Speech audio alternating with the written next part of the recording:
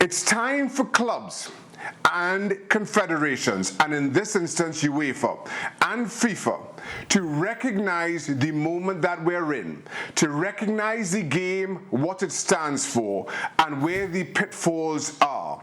The international and diverse nature of today's game means there needs to be more sensitivity training around the use of language. Even if you want to take just the general diversity and the number of different nationalities and a dressing room aside, in this game, you have a team from France, a team from Turkey, and a refereeing team from Romania. That is fraught with all kinds of issues in terms of the different languages and different contexts. And until the officials start to take these issues seriously and be proactive in how they deal with it, and be proactive in how they educate their officials, and clubs do the same with their players, we are going to have these discussions again.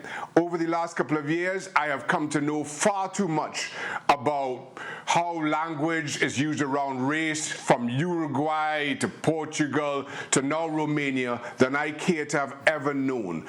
And the football authorities, in my opinion, are the ones who have to bear the brunt of the responsibility here.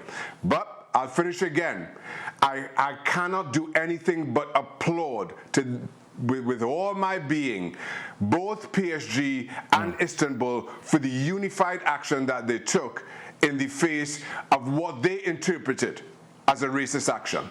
Frank, it was striking, wasn't it, as we saw those pictures and the discussions happening on the sidelines, that this wasn't one team walking off and the others following. This was both walking off together.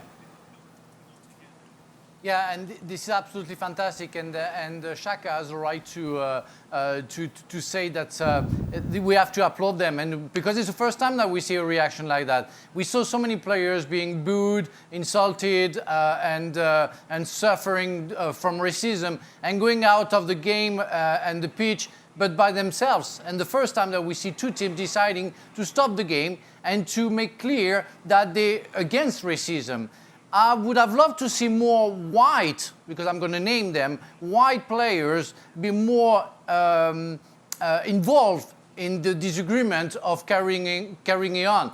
Because we saw Dembaba, I think the guy who made sure that the game was stopped, and going to the main referee and saying what he was thinking about that. But we saw Mbappe, Neymar, Marquinhos, Pierre Wobe also, and of course Dembaba being very present in that moment, where we didn't see the other ones. And I named the white players who show almost just staying there, waiting for the circumstances to be said. We have to stop that. We have to stop that, because it's the future of the world who is in case and at stake. So we have to make sure that everybody is involved in the same matter. Players have made a statement which has resonated. This has made headlines around the world. Yeah, I mean, there's not too much I can add to what the two lads have already said, other than to say that the consequences have to be greater every time, because we've seen, and the boys have touched on it, too many occasions where things have just been sort of swept aside and say, yeah, we'll deal with it, and then we'll move on. This is an embarrassment for UEFA, huge embarrassment, and the players were right. Solidarity. The game does not go back on today. We redo the game tomorrow with a new refereeing team, and at least they've made a stance. And so the consequences for those involved have to be greater. And that's one of the ways that you're going to have to deal with this, because you can't just keep giving people a little slap on the wrist for these situations, because in this day and age, it's just not good enough. Thanks so much for watching ESPN on YouTube. And for more sports highlights and analysis, be sure to download the ESPN app. And for premium content and live streaming, subscribe to ESPN+.